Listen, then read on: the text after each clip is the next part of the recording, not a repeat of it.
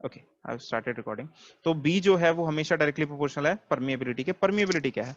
Permeability का मतलब यहाँ पर दो वर्ड से बना है, एक तो परमिएट मतलब भेदना, और एबिलिटी योग्य, योग्यता। तो ये मैग्नेटिक फील्ड की भेदने की योग्यता को बताती है, मतलब कितना वो पास अलाउ, उसका पासेज कितना हो सकता है किसी मीडियम में, वो मीडियम पे डिपेंड करता है। मतलब मैग्नेटिक फील्ड जो होती है वो किसी भी मीडियम से ट्रेवल कर सकती है, ठीक है। चाहे वो वैक्यूम हो, वैक्यूम मींस व्हाट, कोई भी मीडियम है ही नहीं, कुछ भी नहीं है, एब्सेंस ऑफ एवरीथिंग, कुछ भी नहीं है वहां पे, स्पेस के थ्रू ट्रेवल कर सकती है मैग्नेटिक फील्ड। इसके अलावा चाहे वो एयर हो, चाहे वो वाटर हो, अल्कोहल हो, कोई और अदर मीडियम हो, कोई डाइलेक्ट्रिक हो, इंसुलेटर जो कि हम बोलते हैं, या इवन हम भी है, कोई ह्यूमन भी है, तो उससे भी ये क्या कर सकती है, पास कर सकती है। लेकिन पास तो ये हर मीडियम से कर सकती है, लेकिन ये उतनी ज्यादा होगी स्ट्रांग किसी भी मीडियम में, सेम फैक्टर से, सेम करंट से, सब कुछ सेम रखेंगे, तो अगर मीडियम आपका, मीडियम पे डिपेंड करेगा कि कितनी फील्ड लाइंस होंगी या कितनी फील्ड की स्ट्रेंथ होगी, ये मीडियम पे डिपेंड करता है। मैग्नेटिक फील्ड लाइंस जो है मीडियम पे डिपेंड करती है। जैसे आपने 12th क्लास में देखा होगा, कूलम्स लॉ में क्या होता है, 1/4 pi epsilon not Q1 Q2 over R square, ये रिलेशन होता है ना, ये परमिटिविटी होती है फ्री स्पेस की। तो जैसे फोर्स भी क्या होती है, दो चार्जेस के बीच में चेंज होती है, मीडियम पे डिपेंड करती है वो फोर्स, ठीक है। लेकिन इन जनरल हम बोलते हैं कि इलेक्ट्रिक फील्ड हो चाहे मैग्नेटिक फील्ड हो, दैट इज ई और एम और बी वटेवर, ये दोनों की दोनों चीजें जो है वो किसी भी मीडियम से पास कर सकती हैं, बट कितना होगा किसी भी मीडियम में इनका strength, that will depend on the property of the medium, ठीक है। और यहां पर मैग्नेटिक फील्ड की बात करें तो हम वो परमिएबिलिटी से शो करते हैं। अब आपने एक मटेरियल पढ़े हैं, ferromagnetic material. Ferromagnetic material further दो पार्ट में डिवाइडेड होते हैं, बट अभी इन जनरल हम बात करते हैं। फेरोमैग्नेटिक मटेरियल की प्रॉपर्टी क्या होता है कि इनकी जो रिलेटिव परमिबिलिटी होती है ये बहुत ज्यादा होती है, ठीक है। आप सोच के देखिए, आपने जो कॉइल ली थी और इसमें करंट पास किया था, तो यहां पर कुछ करंट प्रोड्यूस, यहां पे कुछ मैग्नेटिक फील्ड प्रोड्यूस हुई थी ना, हमने कल देखा था। अब सोच के देखिए कि अगर इस कॉइल को हम एक फेरोमैग्नेटिक मटेरियल के ऊपर लपेट दे तो क्या होगा। तो ये होगा कि अगर पहले आपको यहां से 4 फील्ड लाइंस मिल रही थी, तो इस कोर की वजह से वो 1000 हो जाएंगी, 2000 हो जाएंगी, ऐसा हो जाएगा, 1000 गुना तक भी बढ़ा देती है ये कोर जो होता है, ठीक है। अब आप रिकॉल करिए फैराडेज लॉ। फैराडेज लॉ में यही तो कह रहा है ना, जितना ज्यादा लिंक करेगी फील्ड फ्लक्स, उतना ही ज्यादा ईएमएफ इंड्यूस होगी।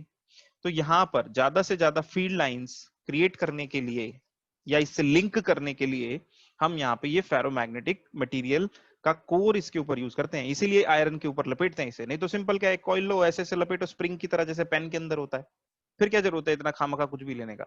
और हमेशा आयरन का क्यों लेंगे, फिर हम प्लास्टिक का ले लेंगे, कोई और मटेरियल ले लेंगे, ठीक है। ये क्लियर हुआ कॉन्सेप्ट परमिएबिलिटी का,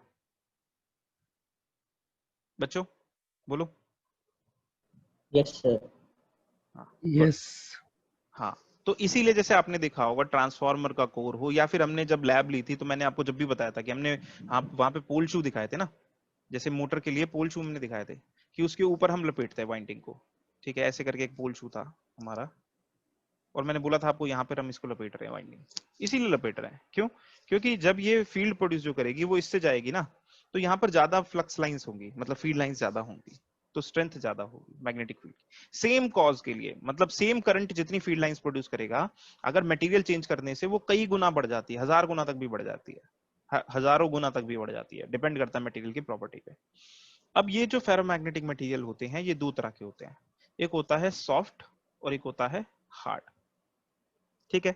सॉफ्ट फेरोमैग्नेटिक मटेरियल और हार्ड फेरोमैग्नेटिक मटेरियल में क्या डिफरेंस होता है, मैं आपको बता देता हूं। सॉफ्ट में क्या है, आपने जैसे ही यहां से करंट पास करा, ये एकदम से कोर जो है इसके अंदर बहुत सारी मैग्नेटिक फील्ड लाइंस डेवलप हो जाएगी। ये कोर कैसे हो जाएगी, क्योंकि ये कोर खुद भी डेवलप करता है, जैसे ही इसको एक्सटर्नल मैग्नेटिक फील्ड दिखती है तो ये अपनी मैग्नेटिक फील्ड बनाना शुरू कर देता है, ठीक है, जिसको हम बोलते हैं कि ये मैग्नेटाइज हो गया है। कोर क्या है, मैग्नेटाइज हो गया है, और मैग्नेटाइज होकर के खुद से फील्ड बना रहा है, और इसको हम बोलते हैं कि ये मैग्नेट की तरह बिहेव करता है, ठीक है। तो अब ये मैग्नेट की तरह बिहेव करने लगा। तो जैसे ही आपने करंट पास करा, ये एकदम से मैग्नेटाइज हो गया। जैसे ही आपने करंट रिमूव करा या अपोजिट डायरेक्शन में करा, ये एकदम से क्या हो जाएगा, इसका मैग्नेटिज्म ये लूज कर देगा और अपोजिट डायरेक्शन में मैग्नेटाइज हो जाएगा, अगर आपने करंट अपोजिट डायरेक्शन में कर दिया है तो। ठीक है, तो सॉफ्ट में क्या होता है, ये होता है, बहुत ही आसानी से होता है, मैग्नेटाइज और डीमैग्नेटाइज। कोर जो है, दिस इज कोर, जो फेरोमैग्नेटिक मटेरियल है, this is called the core of the this solenoid. तो इस कोर, ये जो कोर है, बहुत ही जल्दी मैग्नेटाइज होगा और डीमैग्नेटाइज होगा। हार्ड में क्या होता है, उसको मैग्नेटाइज करना बहुत मुश्किल है। ठीक है, बहुत सारा करंट पास करना पड़ेगा तब जाकर के मैग्नेटाइज होगा। लेकिन एक बार मैग्नेटाइज हो गया तो डीमैग्नेटाइज करना भी मुश्किल है। ऐसा नहीं है कि सिर्फ मैग्नेटाइज करना ही मुश्किल है, तो डीमैग्नेटाइज करना भी मुश्किल है। अब सोचो, अगर आपको सर इलेक्ट्रोमैग्नेट, डीमैग्नेटाइज क्या होता है? मतलब देखो, एक बार डीमैग्नेटाइज क्या होता है, जैसे आपने कोर लिया, इसके ऊपर ये कॉइल लपेटी, एक बार इसमें करंट फ्लो कराया और यहाँ पे क्या हो गया, फील्ड डेवलप हो गई। अब जब आप ये कॉइल रिमूव कर दोगे ना, तो ये जो मटेरियल है, इसमें फिर भी कुछ ना कुछ मैग्नेटिज्म रह जाएगा। ठीक है, इसमें फिर भी कुछ ना कुछ मैग्नेटिज्म रह जाएगा, हल्का ओके फुल्का सर। अट्रैक्शन ये तब भी शो करता है। डीमैग्नेटाइज का मतलब क्या है, कि आप क्या कर रहे हो, वापस से सेम कॉइल में उल्टी डायरेक्शन में करंट फ्लो करा करके, जब उल्टी डायरेक्शन में करोगे तो डोमेन्स क्या होंगी, वापस से अनअलाइन होकर के दूसरी डायरेक्शन में लाइन होने की कोशिश करेंगी। तो ये अपना मैग्नेटिज्म, अगर पहले ये नॉर्थ और ये साउथ बन रहा था, तो उसको लूज करेगा पहले, फिर दूसरी डायरेक्शन में मैग्नेटाइज होगा। तो डीमैग्नेटाइजेशन क्या है, कि दूसरी डायरेक्शन में करंट फ्लो करा करके हम क्या करते हैं, इसको, इसका जो मैग्नेटिज्म था, रह गया था, बच गया था, उसको लूज कराते हैं। That is demagnetisation. नाम से ही पता चल रहा है, डीमैग्नेटाइजेशन, मैग्नेट बन चुकी है, उसको डीमैग्नेट कर रहे हैं। ठीक है, अब देखो, हार्ड मटेरियल किस लिए काम आ सकता है, हार्ड मटेरियल आता है हमारा इलेक्ट्रोमैग्नेट बनाने या मैग्नेट बनाने के काम आता है, या परमानेंट मैग्नेट हम बोल सकते हैं, परमानेंट मैग्नेट बनाने के काम आएगा ना। आपको मैग्नेट बनानी है, आपने कोर उठाया, उसको क्या कर दिया, कोयल लपेटी, मैग्नेटाइज कर दिया एक बार, और बस उसके बाद रिमूव कर लिया, और वो मैग्नेट की तरह बिहेव करने लगेगा, लूज भी नहीं करेगा इजीली अपना मैग्नेटिज्म। लेकिन सॉफ्ट कहाँ हम यूज करते हैं, जहां पे हमें कोर को बार बार मैग्नेटाइज डीमैग्नेटाइज करना है, मतलब सिर्फ हमें इसकी परमिएबिलिटी का फायदा उठाना है, हमें इसको मैग्नेट नहीं बनाना। सोच के देखो, हमें कोर को मैग्नेट नहीं बनाना है, हमें बस क्या चाहिए, कि हमें एक ऐसा मीडियम, माध्यम मिल जाए जिसमें ज्यादा से ज्यादा फील्ड जो है वो प्रोपेगेट कर सके हर पॉइंट ऑफ टाइम। ठीक है, जैसे ट्रांसफार्मर में हम करते हैं, तो वहां पर हम सॉफ्ट फेरोमैग्नेटिक मटेरियल यूज करते हैं। तो आपने सुना होगा कि हम सॉफ्ट आयरन कोर लेते हैं, सुना है ये वर्ड टर्म, कि सॉफ्ट आयरन कोर लेते हैं हम यहाँ पे, जैसे ट्रांसफार्मर ले रहे हैं या फिर कुछ इस तरह का मटेरियल लेते हैं। तो सॉफ्ट का मतलब क्या है, वो कोई सॉफ्ट थोड़ी होगा आयरन। सॉफ्ट का मतलब ये प्रॉपर्टी है उसकी, कि मैग्नेटाइज डीमैग्नेटाइज इजीली हो जाता है। क्लियर है ये, परमेबिलिटी वगैरह। नेक्स्ट सोच के देखिए जरा, अगर मैं यहां पर एक कॉइल ले लूं और इससे आई करंट पास करूं, ठीक है, तो यहाँ पे फील्ड लाइंस जो हैं बन रही हैं, जो वो प्रोपोर्शनल होगी म्यू नॉट के, अगर ये वैक्यूम में रखा है या एयर में भी रखा है तो ऑलमोस्ट सेम ही होगा। लेकिन अगर मैंने यहाँ पे एक प्रॉपर फेरोमैग्नेटिक मटेरियल रख दिया जिसका म्यू आर कितना है 1000, ठीक है, तो अब मैग्नेटिक फील्ड लाइंस कितना हो जाएगी, 1000 टाइम्स हो जाएंगी म्यू नॉट के। सोच के देखो, 1000 टाइम्स हो जाएंगी, तो फील्ड ज्यादा, लिंक ज्यादा, तो फ्लक्स ज्यादा, दैट मींस वर्किंग फ्लक्स ज्यादा, दैट मींस आपको फैराडेज लॉ जो होगा वो फ्लक्स ज्यादा कट करेगा। देखो, ईएमएफ क्या होगा, is proportional to D phi by D T, ज्यादा फ्लक्स कट करेगा तो ज्यादा ईएमएफ इंड्यूस होगी। ठीक है, दूसरी चीज, आपको अगर सेम ईएमएफ जनरेट करानी थी इससे, मान लो, या फिर इसमें तो खैर बैक ईएमएफ जनरेट होगी।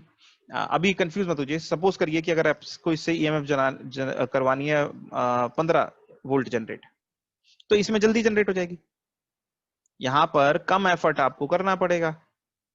ठीक है, और उससे आप 15 वोल्ट जनरेट कर लोगे। लेकिन यहां पर तो ये फील्ड बनाने के लिए आपको बहुत ज्यादा करंट पास कराना पड़ेगा। ठीक है, तो हम जो इलेक्ट्रिकल एनर्जी इनपुट यहां पर हम दे रहे हैं, जो इलेक्ट्रिकल एनर्जी इनपुट हम यहां पर दे रहे हैं, that can be saved with the help of this core. ठीक है, कोई डाउट है तो बताइए। सर फेरोमैग्नेटिक बताना दोबारा क्या होता है? फेरोमैग्नेटिक मटेरियल्स में एक्चुअल में देखो, मैंने आपको बोला था किसी भी तरह का मैग्नेटिज्म जो होता है वो चार्ज के मोशन की वजह से होता है। ठीक है, ये मैंने आपको बोला था। तो फिर कोई भी मटेरियल परमानेंट मैग्नेट की तरह कैसे बिहेव कर लेता है, ठीक है, यहाँ पर तो कोई मोशन नहीं है चार्ज का, हमने तो कोई कॉइल यहाँ पे लपेट नहीं रखी, फिर ये नॉर्थ साउथ कैसे है? तो एक्चुअल में होता क्या है कि हम जानते हैं कि एक एटम में जो इलेक्ट्रॉन होते हैं वो चारों तरफ क्या कर रहे हैं, मूव कर रहे हैं न्यूक्लियस के, और यही क्या बनाते हैं, ये मैग्नेटिक इफेक्ट प्रोड्यूस करते हैं हर एटम का। और बहुत सारे एटम्स मिलकर के ऐसे ही मैग्नेटिक डोमेन बनाते हैं, जिसको आपने मैग्नेटिक डोमेन पढ़ा होगा शायद ये वर्ड 12th क्लास में। ठीक है, तो ये ये हर उसमें होता है। ये फेरोमैग्नेटिक मटेरियल में बहुत सारे एटम्स जो इस तरह से सर्कुलेट करके जो करंट कंस्टिट्यूट कर रहे होते हैं, जिसकी वजह से मैग्नेट बनता है, मैग्नेटिक इफेक्ट होता है, वो इसमें तो होता है। लेकिन होता क्या है कि जो ये फील्ड प्रोड्यूस कर रहे हैं ना, कोई यहाँ पे कर रहा है, कोई यहाँ कर रहा है, कोई यहाँ कर रहा है, कोई यहाँ कर रहा है, कोई यहाँ कर रहा है, कोई यहाँ कर रहा है, ऐसे कर रहा है डोमेन्स फील्ड प्रोड्यूस, तो ओवरऑल नेट फील्ड कितनी आ जाती है, 0 हो जाती है। जब आपने कॉइल लपेटी और इसके अंदर करंट पास करा, तो ये इसको फोर्स करेगा, यहाँ पे मैग्नेटिक फील्ड इस डायरेक्शन में कॉइल की वजह से बनी, जिसकी वजह से ये जो डोमेन है ये भी क्या करेंगे, मूविंग चार्ज हो गए ना, अब ये एक्सटर्नल मैग्नेटिक फील्ड में फोर्स एक्सपीरियंस करेंगे और ये अलाइन हो जाएंगे इस तरह से कि ये सारे के सारे सेम डायरेक्शन में अलाइन हो जाएंगे। जैसे ये सारे के सारे सेम डायरेक्शन में अलाइन हुए, तो जो मैग्नेटिक इफेक्ट मटेरियल प्रोड्यूस कर सकता था लेकिन उसका नेट 0 था, वो सब भी आ गया, यहाँ पे ऐड हो गया इसके साथ। ठीक है, तो एक्सटर्नल मैग्नेटिक फील्ड जो आपने यहाँ पर, मतलब जो कॉइल की वजह से मैग्नेटिक फील्ड थी, अगर आपने कॉइल को सिर्फ ऐसे ले रखा था, उसके साथ साथ मटेरियल की मैग्नेटिक फील्ड भी आपको मिल जाएगी। ठीक है ना, ये तो है। और इस तरह के मटेरियल को हम बोलते हैं फेरोमैग्नेटिक मटेरियल, जो एक्सटर्नल मैग्नेटिक फील्ड में रख करके क्या हो जाते हैं, मैग्नेटाइज हो जाते हैं, सेम डायरेक्शन में उनकी सारी जो मैग्नेटिक मोमेंट्स है वो अलाइन हो जाती है, जिसकी वजह से ये नेट इफेक्टिव फील्ड बढ़ जाती है। इसको फेरोमैग्नेटिक बोलते हैं। और भी आपने पढ़े होंगे पैरामैग्नेटिक, डायमैग्नेटिक। डायमैग्नेटिक में उल्टा काम होता है, ये ना अपोजिट डायरेक्शन में अलाइन हो जाते हैं, मैग्नेटिक फील्ड अगर इस डायरेक्शन में है तो डोमेन्स जो होंगे वो अपोजिट जाएंगे।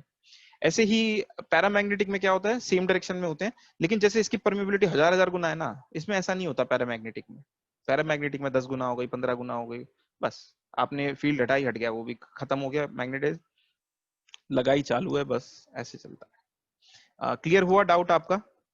और कोई और स्पेसिफिक चीज है इसमें जो आप पूछना चाहते हैं तो पूछ लीजिए मुझसे। ठीक है, ठीक है सर। ओके, तो दिस इज अबाउट दिस। देखो ये सब चीजें जानना जरूरी है, अगर ये सब चीजें हम नहीं जानते हैं तो आप खुद सोच करके देखिए, आप ट्रांसफॉर्मर में अभी तक कर क्या रहे थे।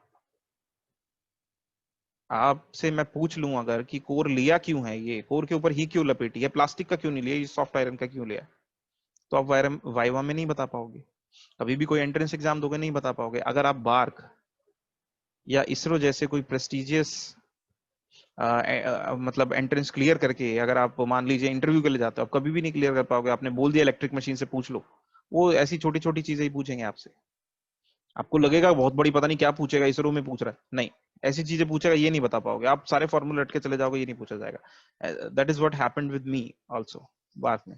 ठीक है, तो जब मैं बार्क का इंटरव्यू देने गया था, तो मुझे उस टाइम पर आइडिया नहीं था किस तरह के क्वेश्चन वो पूछते हैं, तो थोड़ा सा कॉन्फिडेंस लूज कर गया था मैं उस टाइम पर।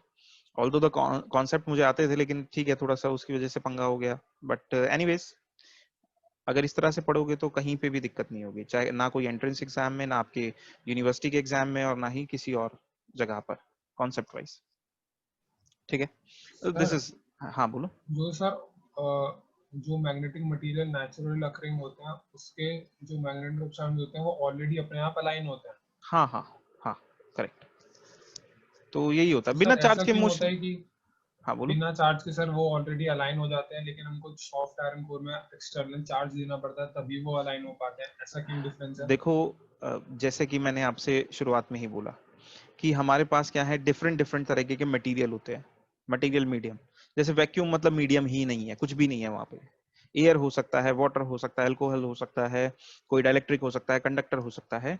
तो अलग अलग मटेरियल क्यों अलग है, क्योंकि उसकी प्रॉपर्टीज अलग है, उसका एटॉमिक साइज अलग है, उसकी केमिकल प्रॉपर्टीज अलग है, उसकी फिजिकल अपीयरेंस अलग है, फिजिकल प्रॉपर्टीज अलग है। तो ये मटेरियल की प्रॉपर्टीज होती हैं। ठीक है, ये तो हमें एज इट इज माननी पड़ेंगी ना। कोई मटेरियल मिला, सपोज करो आज कोई नया मटेरियल इजाद किया है हमने, या एग्जिस्टेंस में आया, या हमें पता चला, एग्जिस्टेंस में तो नहीं आया पर हमें पता चला, तो हम उसको देखेंगे उसकी क्या प्रॉपर्टी है, उसको ऊपर HCl डाल के देखा, ये ऐसे बिहेव कर रहा है, वो डाल के देखा ऐसे बिहेव कर रहा है, मैग्नेटिक फील्ड में ऐसे बिहेव कर रहा है, इलेक्ट्रिक फील्ड में ऐसे बिहेव कर रहा है, उसके बाद बोलेंगे ये इसकी प्रॉपर्टी है। ठीक है, तो कुछ ये उनकी प्रॉपर्टी, ठीक है। और अब मैं उससे बचने के लिए नहीं बोल रहा हूँ क्वेश्चन से, मैं बस ये बोल रहा हूँ कि कुछ मटेरियल ऐसे हैं जिनमें ये है, तो सब में ये कि इलेक्ट्रॉन मूव कर रहा है तो मैग्नेटिक मूवमेंट तो हर एटम की है, लेकिन कुछ में क्या है, रैंडम है, तो वो नेट जीरो दे देता है, और कुछ में पहले से ही वो क्या मिल रहा है, मैग्नेटाइज है।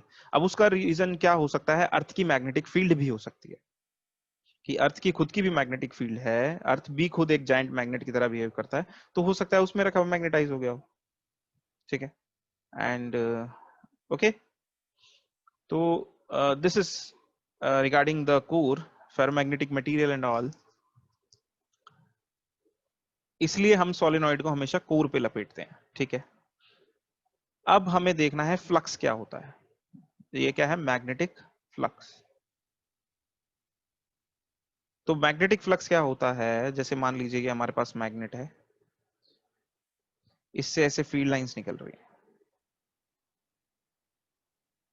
ये कट नहीं करती है एक दूसरे को, पर लूप बनाती है। मैं बस एक साइड से शो कर रहा हूं अभी फिलहाल। तो आपने यहाँ पे क्या करा है, एक क्लोज्ड एरिया ले, मतलब एक और एरिया ले लिया, क्लोज नहीं, एरिया ले लिया कोई।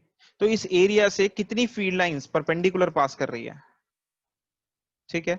अगर परपेंडिकुलर नहीं है तो हम उसका कंपोनेंट ले लेंगे इस परपेंडिकुलर डायरेक्शन के अलावा।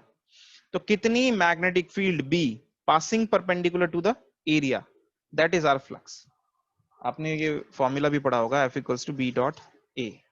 बहुत ज्यादा डिटेल में जाने का टाइम नहीं है, अगर आपको डाउट हो तो आप पूछ लीजिएगा, लेकिन अभी के लिए मैं बस इतना ही ध्यान रखिए कि बी डॉट ए क्या होगा, फ्लक्स होगा। मतलब इसका मतलब क्या है, कितनी फील्ड लाइंस किसी एरिया से पास कर रही है, that is our magnetic flux. अब आप ध्यान कीजिए, हमने जब फैराडेज लॉ पढ़ा है तो हमने यही तो देखा है ना कि इसके क्रॉस सेक्शनल एरिया से कितनी लाइंस लिंक है और उसमें कितना चेंज आ रहा है, ठीक है।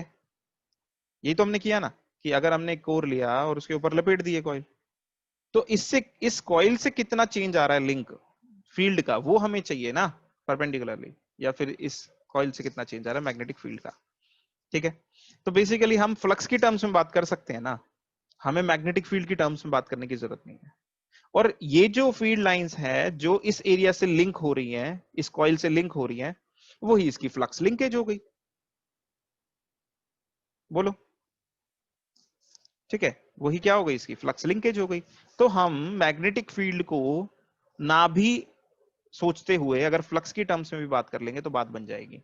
अगेन फ्लक्स भी ज्यादा होगा अगर परमेबिलिटी ज्यादा होगी तो, ठीक है, सेम चीज है, क्योंकि they are directly proportional, you can see that from the relation.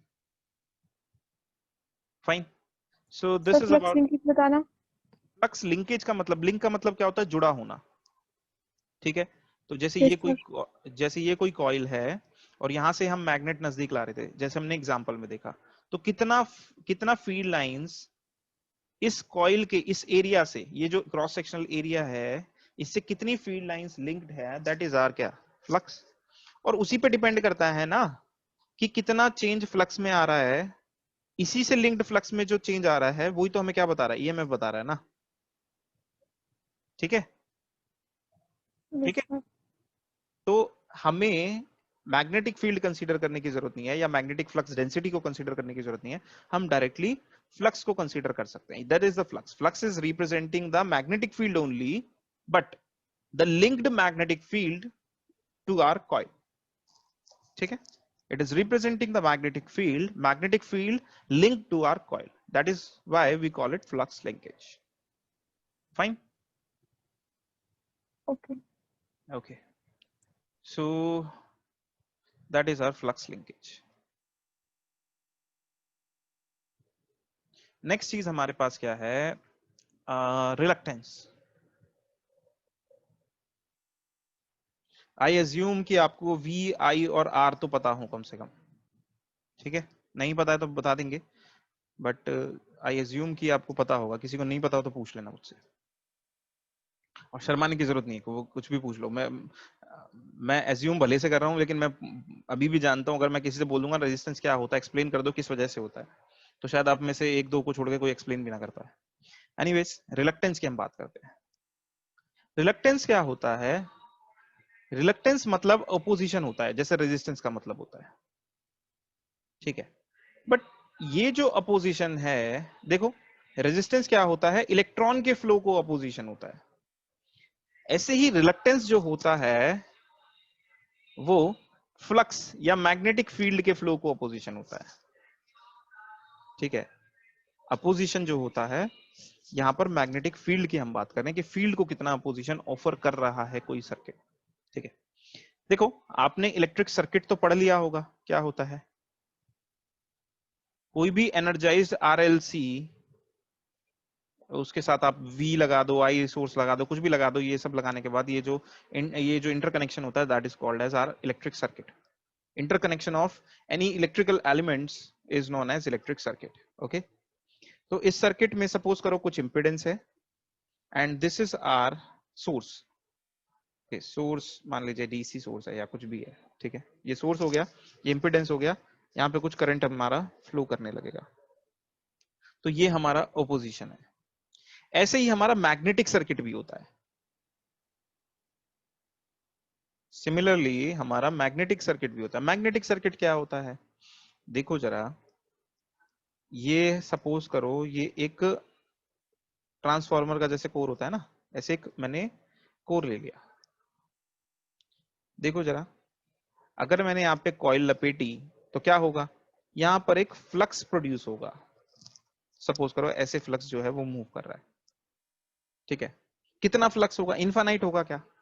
अगर ये मटेरियल चेंज कर दूंगा तो इसमें से कितना फ्लक्स चेंज पास कर रहा है, वो कम ज्यादा होगा कि नहीं होगा? सोच के देखो जरा, फ्लक्स इनफाइनाइट तो होगा नहीं। जितना फ्लक्स होगा वो मटेरियल पे चेंज करेगा, यहाँ पे बेसिकली चेंज होगा मटेरियल के साथ साथ फ्लक्स का अमाउंट, ठीक है। अब क्यों? क्योंकि यहाँ पर ये जो फ्लक्स है इसके फ्लो को कुछ अपोजिशन ऑफर होता है इस सर्किट में। मैग्नेटिक सर्किट में कुछ, कोई भी मैग्नेटिक सर्किट है, आप खाली एयर भी ले सकते हो, तो एयर अब इसका मैग्नेटिक सर्किट हो गया जहां से ये कंप्लीट कर रहा है। देखो यहाँ पे करंट ऐसे पाथ कंप्लीट कर रहा है ना इसके थ्रू जा करके, सेम यहाँ पे काम क्या कर रहा है, यहाँ पे फ्लक्स फ्लो कर रहा है।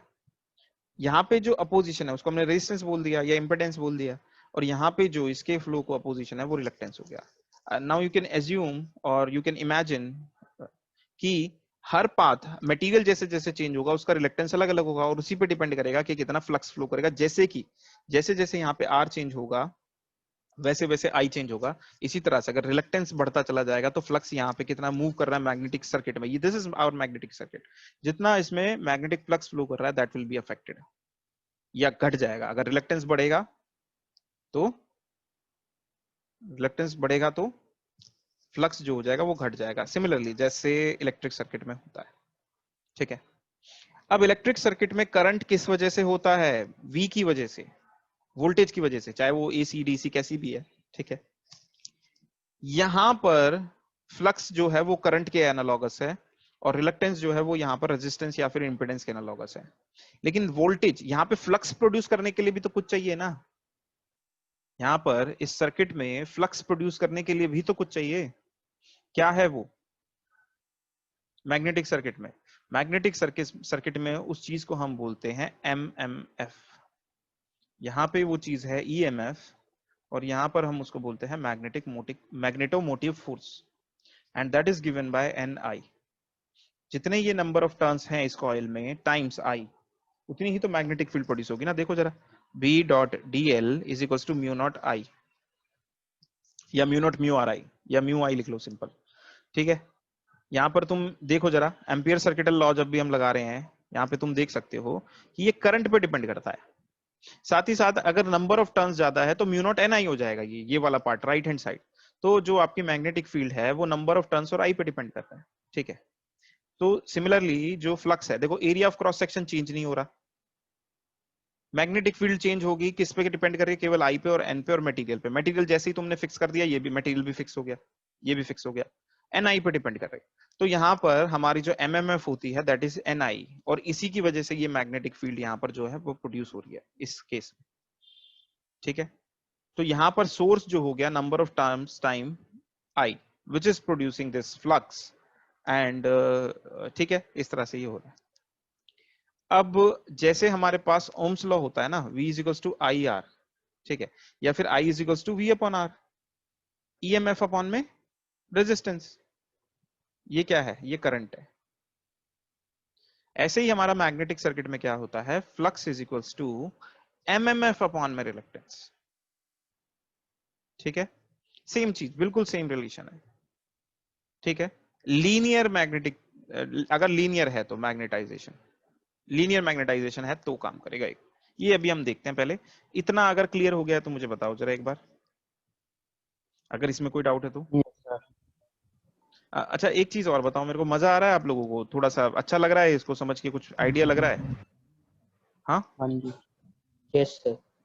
या फिर ऐसा तो नहीं लग रहा है कि कोर्स हमारा शुरू ही नहीं कर रहे हैं सर, बस यही बातें पता नहीं क्या क्या बताए जा रहे हैं, ऐसा तो नहीं लग रहा है ना किसी को? नहीं देखो नहीं सर। पूरी इलेक्ट्रिकल इंजीनियरिंग में सर एक मिनट, ये, आप सर लास्ट वाले पेज पे जाओगे? हाँ श्योर, हाँ पूछना बोलिए, था। इससे पिछला बोलिए, हाँ सर, सर ये, हाँ बोलिए, सर इसके अंदर मुझको ये पूछना था हाँ कि जब आपने कि जैसे इसके लिए आपके पास वोल्टेज होती है, इधर मैग्नेटोमोटिव फोर्स आ जाता है, वो बनाता है इधर फ्लक्स हमारे हाँ, ट्रांसफार्मर में। सर ये कैसे हुआ, ये समझ नहीं आया।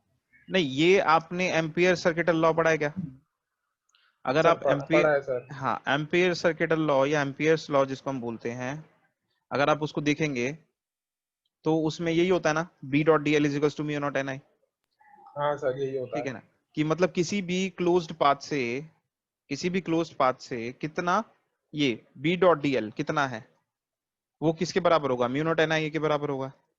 और यहां से तुम देख सकते हो कि बी जो है वो एन और आई पे डिपेंडेंट करता है, मतलब डिपेंडेंट है, और जितना बी होगा फ्लक्स भी तो उसी हिसाब से होगा ना, बी डॉट ए। बताओ होगा कि हाँ नहीं होगा? सर। ठीक है, हाँ सर उसी टाइप की। तो इट कैन बी एज्यूम्ड, ये जो एन आई है, ये क्या एज्यूम किया जा सकता है कि दिस इज द सोर्स जिसकी वजह से फ्लक्स ये प्रोड्यूस हो रहा है। नहीं तो कहने को तो आप बोलोगे मैंने ईएमएफ लगाई थी, एसी वोल्टेज सोर्स लगाया था, उसकी वजह से ये हुआ, उसकी वजह से वो हुआ, वो हुआ। क्योंकि ठीक है, हाँ सर, क्योंकि हमने सर अभी तक यही पढ़ा है कि इधर एसी सोर्स लगता है क्या कौन सा? सर, कि इधर हमको एक एसी सोर्स लगाते हैं, हाँ उसकी हाँ, मदद से करंट। बिल्कुल बिल्कुल बिल्कुल, आप एसी सोर्स की वजह से ही एनआई को प्रोड्यूस कर रहे हो। ठीक है, लेकिन जो हमने रिलेशन में कनेक्ट किया है अपने, या फॉर्मूले में कनेक्ट किया है बी को, एन और आई से कनेक्ट किया है ना, जो हमारे पास बेसिक लॉ है, जो हमारे पास कुछ 4-5 फंडामेंटल लॉ है जो हम इलेक्ट्रिकल इंजीनियरिंग में यूज करते हैं, वो बेसिक लॉ तो एनआई से रिलेट कर रहा है ना।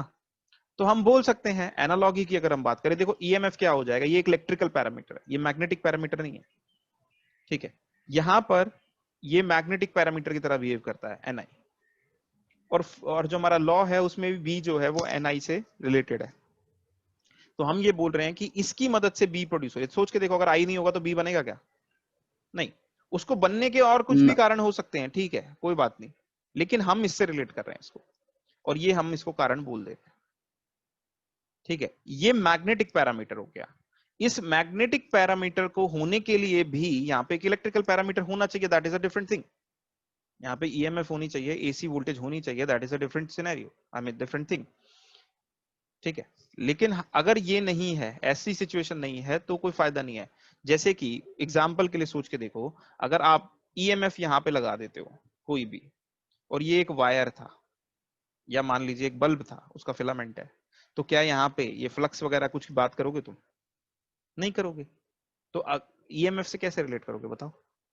लेकिन जब भी एनआई होगा तब भी बी जरूर होगा।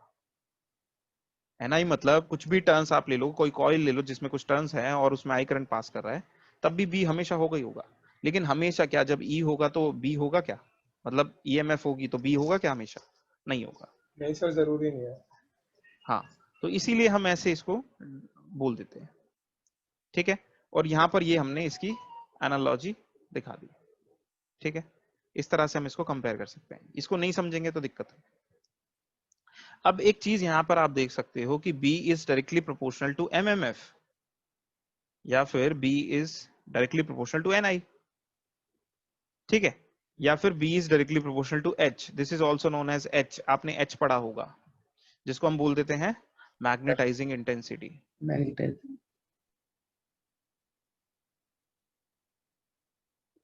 ठीक है, जितना ज्यादा NI उतना ही ज्यादा B, इजंट इट? ठीक है ना, प्रोपोर्शनैलिटी है ना इनके बीच में। तो एक BH कर्व हम ड्रॉ करते हैं। ठीक है, यहाँ पर आप ड्रॉ करोगे, पहले एक वर्जिन मटेरियल लिया है, वर्जिन मटेरियल मतलब जिसको पहले कभी मैग्नेटाइज नहीं किया, अभी उसको आपने फॉर्म किया है, उसको मैग्नेटाइज किया तो वो ऐसे जाएगा, फिर ऐसे जाएगा, फिर ऐसे जाएगा, फिर ऐसे जाएगा, फिर ऐसे लूप बनाएगा ना पूरा। अच्छा, ये सिमेट्रिकल होता है, इस क्वाड्रेंट में भी और इस क्वाड्रेंट में सिमेट्रिकल होता है। यहाँ पे ये छोटा बन गया है और ये बड़ा बन गया है, that is not the case actually, but ये जो होंगे ये इक्वल होंगे। ठीक है, ठीक है ना, ये तो पता ही है, जिसको हम क्या बोल देते हैं, हिस्टेरेसिस लूप बोल देते हैं। ठीक है, सपोज करो आपने क्या करा, इसको पहले आपने करंट को बढ़ाना शुरू करा, इसका मतलब क्या है, NI है ना, आपने करंट को बढ़ाना शुरू करा और यहाँ पे क्या हो गया, बढ़ना शुरू हो गया, बी क्या हो, मैग्नेटिक फील्ड बढ़नी शुरू हो गई। फिर ये क्या हो गई, घटनी शुरू हो गई, क्यों, क्योंकि आपने करंट को घटाया होगा। फिर ये शुरू घटनी हो गई, ये नेगेटिव में गई मैक्सिमम तक और ऐसे करके, और फिर उसके बाद ये फिर से बढ़नी शुरू हो गई, बढ़नी शुरू हो गई, फिर ये बाहर वाला पाथ फॉलो करती है, ये वाला पाथ फॉलो नहीं करती है हिस्टेरेसिस लूप। तो हिस्टेरेसिस लूप हमें क्या बता रही है, magnetisation and demagnetisation of material, magnetisation and demagnetisation of the material. ठीक है, इसका एरिया हमें क्या बताता है, हिस्टेरेसिस लॉस के बारे में बताता है। क्यों हिस्टेरेसिस लॉस हो रहा है, हिस्टेरेसिस लॉस कब हो रहा है और क्यों हो रहा है, देखो अब हम हिस्टेरेसिस लॉस पे आ रहे हैं। जैसे ये मटेरियल था, इसके ऊपर आपने ये कॉइल बांध दी, ठीक है, ड्राइंग से तो मेरी दिक्कत नहीं है ना तुम लोगों को, देखो मेरे को ड्रॉ करने में दिक्कत हो रही है, बोर्ड पे तो मैं ठीक ठाक ड्रॉ कर लेता हूँ, लेकिन ऐसा ठीक है। हाँ, कॉन्सेप्ट क्लियर हो जाए बस, अपने को तो यही चाहिए ना। ये है, ये मटेरियल है आपका, तो आपने जैसे जैसे बाहर की यानी इस कॉइल की वजह से जितना जितना NI आप बढ़ाते जाओगे, होता क्या है, more and more domains will be aligned, तो अंदर जो होगा मैग्नेटाइजेशन ज्यादा से ज्यादा होगा, तो कोर अपनी तरफ से मैग्नेटिक फील्ड बहुत ज्यादा देगा। मतलब जो नेट मैग्नेटिक फील्ड है वो किसकी वजह से है, एक तो आपका करंट की वजह से है और एक मैग्नेटाइजेशन की वजह से है, कोर के मैग्नेटाइजेशन की वजह से। ठीक है, तो जैसे जैसे ये पार्ट बढ़ेगा, मतलब आई बढ़ता चला जाएगा, you can imagine that the magnetization will increase because more and more domains will be aligned in the same direction. Okay, तो ये भी क्या होने लगा, इंक्रीज होने लगा। पर ऐसा थोड़ी है कि तुम आई बढ़ाते जाओगे तो यहाँ पे ये इन्फाइनाइट हो जाएगा, या पूरी जिंदगी तुम बढ़ाते रहोगे आई को, तो ये भी पूरी जिंदगी बढ़ता ही रहेगा। मटेरियल की अपनी कुछ कैपेबिलिटी होगी ना, अपनी कुछ लिमिट होगी। ऐसे थोड़ी है कि जितना भी करंट उसको देते जाओगे वो बस डोमेन पर कहाँ पैदा कर देगा, डोमेन बाद में जितनी डोमेन है एक बार सब अलाइन हो गई, ठीक है, या ऑलमोस्ट सारी अलाइन हो गई एक बार, तो उसके बाद कहाँ से लाओगे मैग्नेटिज्म, तब थोड़ी ना बढ़ना पड़ेगा, और बढ़ेगा भी तो बहुत ही मिनिमम अमाउंट ऑफ बढ़ेगा। तो इस केस में देखो इसका मतलब क्या है, अगर आप H यानी NI बढ़ाते जा रहे हो तो होगा क्या, पहले I 0 था तो कोई मैग्नेटाइजेशन नहीं था, धीरे धीरे धीरे धीरे क्या होगा, ये लीनियरली बढ़ता है। ठीक है, फिर क्या होने लगता है, ये सेचुरेट होने लगता है, मतलब जितना तुम देखो, जाना तो ये ऐसे चाहिए था, लेकिन ये ऐसे जाता नहीं है, फिर ये ऐसे जाता है और ये कांस्टेंट हो जाता है लगभग लगभग। मतलब कहने का क्या है कि जितना तेजी से ये मैग्नेटाइज होना चाहिए था, अब ये क्या हो गया, नहीं हो रहा है, ये कांस्टेंट हो गया लगभग लगभग, जिसको हम बोल देते हैं सेचुरेशन ऑफ मैग्नेटिक मटेरियल, ये सेचुरेट हो गया है। ठीक है, कोर जो मैग्नेटाइज हो सकता था, जितना हो सकता था हो गया है, अब इससे ज्यादा मैग्नेटाइज हो नहीं रहा है, या बहुत ही मिनिमम, मतलब बहुत ज्यादा करंट बढ़ाने पे भी हल्का फुल्का फर्क पड़ रहा है। Now it is not useful, now I mean current को बढ़ाना is not useful now to increase magnetic field. Okay, ये क्लियर है, ठीक है। तो अब जैसे हमारा ट्रांसफॉर्मर का कोर है, उसमें EMF क्या होती है, d∅dt होती है ना, फाई अगेन फिर NI पे डिपेंड करता है, तो यहाँ पे सिर्फ I बढ़ाने से हमें क्या बोल जाता है, जितनी मर्जी EMF ले लो, टर्न्स की दिक्कत ही नहीं होती। लेकिन इसकी कैपेबिलिटी होती है मैग्नेटिक फील्ड को या फ्लक्स को कैरी करने की, ऐसा नहीं है कि तुम जितना मर्जी इसमें फ्लक्स घुसेड़ दोगे। ठीक है, तो अकॉर्डिंगली हम I को चूज करते हैं, एक पर्टिकुलर लिमिट पे जाकर के यहाँ पे फ्लक्स सेचुरेट हो जाएगा, उसके बाद तुम यहाँ पे कितना भी करंट बढ़ाते रहो, फ्लक्स नहीं बढ़ेगा, फ्लक्स ना के बराबर बढ़ेगा। ठीक है, एक्चुअल में क्या होता है कि हम सिर्फ ऐसा थोड़ी है कि एक ही डायरेक्शन में करंट बढ़ाते जा रहे हैं, इंक्रीज करते जा रहे हैं, हम तो बार बार कभी इस डायरेक्शन में, कभी उस डायरेक्शन, कभी इस डायरेक्शन में, कभी उस डायरेक्शन में। तो ऐसा करने से हमें क्या मिलता है, ऐसा करने से हमें ये BH कर्व मिलता है, ये जो है। ठीक है, और इसको हम बोलते हैं हिस्टेरेसिस लूप, जो मैंने अभी पहले इससे पहले बताया। अब इसमें होगा क्या, इसमें कभी डोमेन इस डायरेक्शन में अलाइन हो रहे हैं, कभी इस डायरेक्शन में अलाइन हो रहे हैं सारे डोमेन्स। अब जब डोमेन्स अलाइन होंगे बार बार एक दूसरी डायरेक्शन में तो रगड़ खाएंगे और उसकी वजह से कुछ हीट लॉस होगा. That is our hysteresis loss and it can be calculated from this area. जब बार बार डोमेन्स इसके जो भी मटेरियल आपने लिया है कभी इस डायरेक्शन में कभी इस डायरेक्शन में कभी इस डायरेक्शन में कभी इस डायरेक्शन में और फिर उसमें मैग्नेटाइज हो रहा है ये बार बार, उसको डीमैग्नेटाइज करना है आपको, पहले जीरो करना है उसकी मैग्नेटिक फील्ड, तो उसके लिए आपको अपोजिट करंट देना है.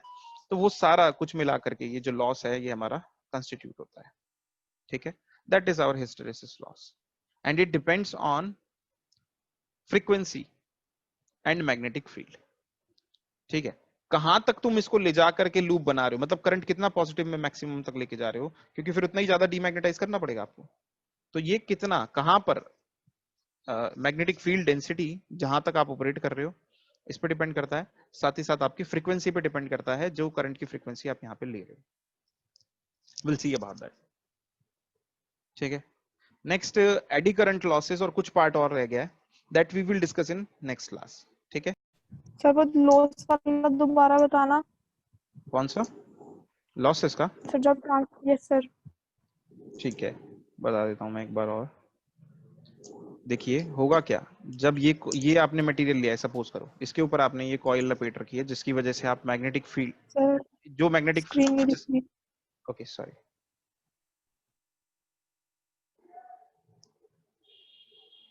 Okay, can you see the screen now? Yes sir. हाँ, तो अब ये जो कॉइल है ये एक मैग्नेटिक फील्ड जो है वो इससे मूव कराना चाह रही है. मतलब इस मैग्नेटिक फील्ड में होने की वजह से जो डोमेन्स है, मैग्नेटिक डोमेन्स इस मटेरियल के हैं, वो मैग्नेटिक डोमेन्स क्या होने शुरू हो जाएंगे, वो इस डायरेक्शन में अलाइन होने शुरू हो जाएंगे, लेफ्ट डायरेक्शन में अलाइन होने शुरू हो जाएंगे. ठीक है, अच्छा अब आप क्या करोगे, आपने तो एसी करंट लगा रखा है ना यहाँ पे, फिर आप क्या करोगे, वापस से एक बार इस डायरेक्शन में करंट फ्लो करेगा तो फिर ये अपोजिट डायरेक्शन में, तो फील्ड अपोजिट डायरेक्शन में होगी तो अलाइनमेंट भी डोमेन का क्या होगा, अपोजिट डायरेक्शन में होगा. अब ऐसे में क्या होगा कि डोमेन्स आपस में रगड़ खाएंगे. ठीक है, दूसरा जब भी आप करंट जीरो कर दोगे इसमें कुछ ना कुछ मैग्नेटिज्म रह जाएगा. उस रेजिडुअल, जिसको हम रेजिडुअल मैग्नेटिज्म या रेमानेंस भी बोलते हैं, आप मैग्नेटिक मटेरियल्स में पढ़ोगे, इंजीनियरिंग मटेरियल्स में, तो वहां पर क्या होगा, ये रेजिडुअल मैग्नेटिज्म रह जाएगा, बी कुछ रह जाएगा इसके अंदर, उसको जीरो करना पड़ेगा आपको. अब जीरो करने के लिए आपको कुछ नेगेटिव करंट देना पड़ेगा. ये नेगेटिव करंट अब अपोजिट फ्लक्स नहीं जनरेट कर रहा है, ये तो पहले मटेरियल को डीमैग्नेटाइज कर रहा है. ठीक है, फिर ये अपोजिट डायरेक्शन में फील्ड जनरेट होगी, फिर ये ऐसे आ गया. अब ये नेगेटिव डायरेक्शन में मैग्नेटाइज हो गया, फिर उसको डीमैग्नेटाइज करना पड़ेगा, उसके लिए फिर पॉजिटिव करंट देना पड़ेगा. ठीक है, तो ऐसे ऐसे करके जो मैग्नेटाइजेशन डीमैग्नेटाइजेशन में आपकी जो एनर्जी वेस्ट हो रही है बार बार, ठीक है, वो जो एनर्जी वेस्ट हो रही है, जो इलेक्ट्रिकल एनर्जी वेस्ट हो रही है, वो आप हीट की फॉर्म में देख सकते हो कोर के अंदर, यानी यहां पर ये हीट हो जाएगा, ये जो मटेरियल है that will be heated up. ठीक है, अब वो लॉस इस एरिया से आप कैलकुलेट कर सकते हो, इस एरिया को कैलकुलेट करके BH करके. ठीक है,